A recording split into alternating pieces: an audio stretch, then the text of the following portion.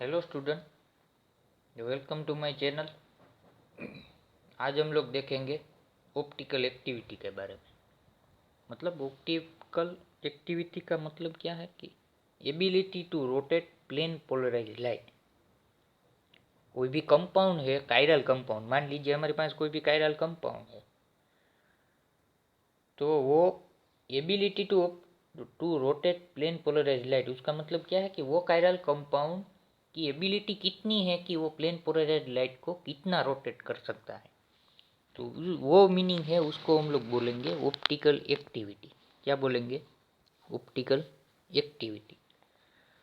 ये ability to rotate plane polarize light है उसका मतलब कि उसको रोटेशन आप लोग कहाँ पर चेक कर सकते हो, तो उसका एक रेडीमेड इंस्ट्रूमेंट है, इसको हम लोग बोलते हैं पोलारीमीटर।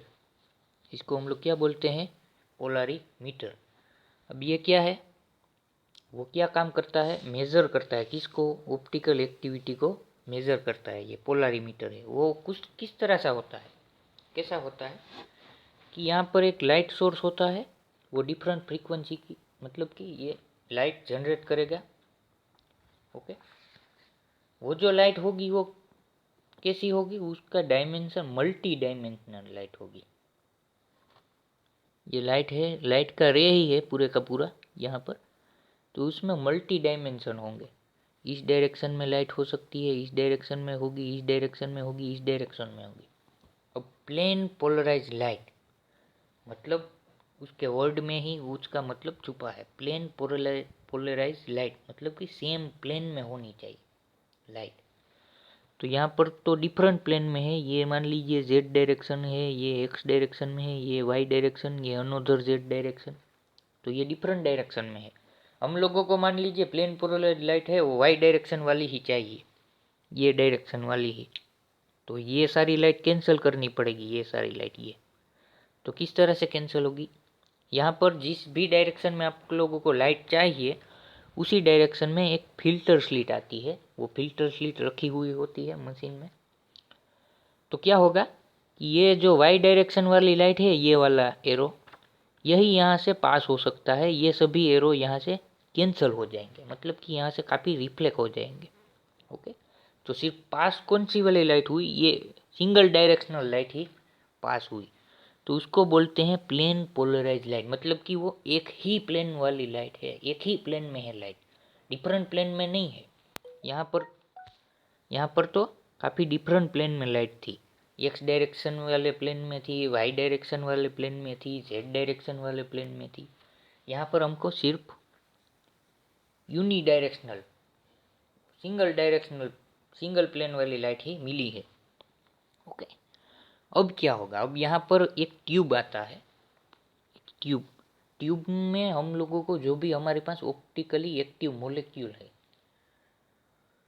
उसको हम लोग सॉल्यूशन बनाएंगे। उसका जो भी एक्सपेक्टेड, जो भी सॉल्वेंट में वो डिजोल्व होगा, उस सॉल्वेंट में उसका सॉल्यूशन बनाकर इस ट्यूब में हम लोगों को रख देना है। अब इस ट्यूब की लंबाई कितनी होती है? ये लेंथ। अभी कई ट्यूब 10 डेसीमीटर की आती है, कई ट्यूब 20 डेसीमीटर की होती है। ओके, वो इंस्ट्रूमेंट पे डिपेंड करेगा। तो यहाँ पर हो गई, ये ट्यूब में भर लिया हमने। अब क्या होगा? ये लाइट यहाँ पर पास होगी इस मोलेक्यूल में से। तो मोलेक्यूल उस लाइट को कोई वन डायरेक्शन में उस लाइट को, वो मोलेक्यूल उस लाइट के साथ इंटरेक्ट करेगा। पहले तो क्या होगा? इस लाइट के साथ यहाँ पर जो भी कायरल मोलेक्यूल है वो इंटरेक्शन होगा उन लाइट के बीच में और मोलेक्यूल के बीच में। तो इंटरेक्शन होने से लाइट की डायरेक्शन को वो चेंज कर देगा। वो मोलेक्यूल क्या करेगा? लाइट की डायरेक्शन को वो चेंज कर देगा। इंटरेक्शन लाइट और मोलेक्यूल, कायरल मोलेक्यूल के बीच में होगा और वो लाइट की डायरेक्शन को चेंज कर देगा, और वो चेंज मेजर किया जाता है। देखिए, ये इस डायरेक्शन में लाइट थी, तो यहाँ पर ये सर्कल देख सकते हो। यहाँ पर हम लोगों को एनालाइजर में मिलेगा। सर्कल नहीं, वैसा एनालिसिस में आप लोगों को बताता हूँ। तो ये सर्कल है, हम लोगों को ये डॉट लाइन दिख रही है, इस डायरेक्शन में लाइट थी। अब यहाँ पर मोलेक्यूल के साथ वो लाइट इंटरेक्ट करेगी, तो थ्रू आउट इंटरेक्शन ये लाइट जो है उसकी डायरेक्शन बदल लेगी। तो इस डायरेक्शन में मान लीजिए हो चुकी है, तो ये दोनों का एंगल मेजर किया जाता है। पास हुई लाइट का एंगल क्या है और बाहर एनालाइजर में हम लोगों को किसके मतलब कि इंटरेक्शन के थ्रू कितनी रोटेट हुई है इंटरेक्शन के थ्रू, वो उस दोनों का एंगल कंपैरिजन करने के बाद हमको पता चलता है कि स्पेसिफिक मॉलिक्यूल कितना रोटेट करेगा। ओके, वो एंगल ऑफ रोटेशन चेक करना होता है, तो उसको बोलते हैं हम लोग स्पेसिफिक रोटेशन। वो थियोरिटिकली यहाँ से चेक किया जाता है। यहाँ से यहाँ पर देख सकते हैं ये फॉर्मूला है अल्फा टी मीन्स टी यहाँ पर 25 डिग्री। हम लोगों को कमरे में ही बैठकर चेक करना है, तो कमरा का टेम्परेचर क्या है, रूम टेम्परेचर 25 ही होता है। Okay, normal environment. तो वो स्पेसिफिक रोटेशन इस तरह से थीटा अपॉन एल क्रॉस सी। थीटा क्या है, ऑब्जर्वेड रोटेशन। यहाँ पर हम लोगों को जो भी थीटा हम लोगों को मशीन में डिस्प्ले होगा जो भी कंपाउंड का, वो यहाँ पर रख देना है यहाँ पर। और नीचे क्या होगा, एल क्रॉस सी। मतलब एल मतलब क्या है, एल का ये जो पोलरीमीटर की ये ट्यूब है, ये इसकी लेंथ क्या है यहाँ पर एल, और वो डेसीमीटर में होनी चाहिए। सेंटीमीटर में हो तो उसको डेसीमीटर में कन्वर्ट करना पड़ता है। और C means concentration of sample. मतलब कि यहाँ पर ऑप्टिकल एक्टिव कंपाउंड आपने रखा है, उसका कॉन्सेंट्रेशन क्या है, 1 नॉर्मल है, 2 नॉर्मल, 0.1, 0.2, 0.5। ओके, तो ये सारी बातें आप लोग पुट करोगे तो यहाँ पर आप लोगों को स्पेसिफिक रोटेशन मिलेगा। ओके, अब यहाँ पर मैं आप लोगों को बताता हूँ कि एनांशियोमेरिक एक्सेस क्या होती है। उसको बोलते हैं ऑप्टिकल प्यूरिटी। तो एनांशियोमेरिक एक्सेस का फॉर्मूला ये है कि alpha upon alpha cross 100 means कि उपला ये जो अल्फा है ये है ऑब्जर्व रोटेशन ये, और ये जो कौंस में है ये temperature T means specific rotation. Okay, observe कितना हुआ और स्पेसिफिक हम लोगों को ये फॉर्मूला के थ्रू कितना मिला है, उन दोनों की परसेंटेज निकालनी होती है। तो मान लीजिए हमारे पास कोई ग्लूकोज का मोलिक्यूल है। ओके, उसकी एनांशियोमेरिक एक्सेस आप लोगों को किस तरह से निकालेंगे, उसको पोलरीमीटर में रखोगे। ऑब्जर्व रोटेशन 34 आया है प्लस, और स्पेसिफिक रोटेशन आपने कैलकुलेट किया होगा तो उसका भी 34 आएगा, उसके मल्टीप्लाई बाय 100, और हमको लोगों को क्या मिलेगा फाइनली 100%। मतलब कि ये जो ऑब्जर्व रोटेशन है हमारे पास, जो भी पोलरीमीटर में हम लोगों ने सॉल्यूशन जो ग्लूकोज का डाला था उसमें जो भी आर आइसोमर होगा, मान लीजिए कोई भी आइसोमर डाला है हमने, आर है या एस है, तो वो 100% है। मतलब कि उसमें उसमें एस आइसोमर है ही नहीं। मान लीजिए आर हमने डाला है 100% है, तो दोनों में से कोई वन आइसोमर 100% होगा। चाहे वो आर हो सकता है चाहे वो एस हो सकता है, दोनों का मिक्सचर नहीं है यहाँ पर। 100% उसका मतलब ये है कि कोई स्पेसिफिक आइसोमर हमारे पास 100% है। मान लीजिए हमारे पास आर आइसोमर है ग्लूकोज का, तो इसका रोटेशन आएगा 100%। प्योर आर है, उसमें 0.1 भी परसेंट एस आइसोमर है नहीं। ओके, तो उसकी एनांशियोमेरिक एक्सेस कितनी गिनी जाएगी, 100%। ओके, मान लीजिए 90% हमारे पास एनांशियोमेरिक एक्सेस आती है, किसकी, आर आइसोमर की हमारे पास 90% एनांशियोमेरिक एक्सेस आई, तो हम लोग इस तरह से बोल सकते हैं कि आर आइसोमर हमारे पास 90% है, तो बाकी बचा हुआ 10% होगा, वो क्या होगा एस आइसोमर। यहाँ पर देख सकते हैं, मान लीजिए if optical pure is 90% of R, optical purity is 90% की किसकी आई, आर की आई, तो 90% तो हमारे पास आर है ही, और उसकी बाकी का जो 10% है वो क्या होगा, एस आइसोमर। ये बड़ी समझने वाली बात है। मान लीजिए 50% ऑफ हमारे पास आर है, तो 50% आर होगा ही, और दूसरा जो 50% अमाउंट होगा वो किसका होगा, एस होगा।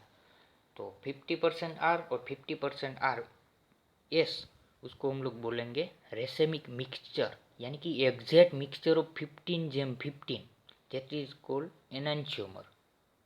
एग्जैक्ट मिक्सचर होना चाहिए आर और एस का। ओके, जिसको हम लोग बोलेंगे एनांशियोमर।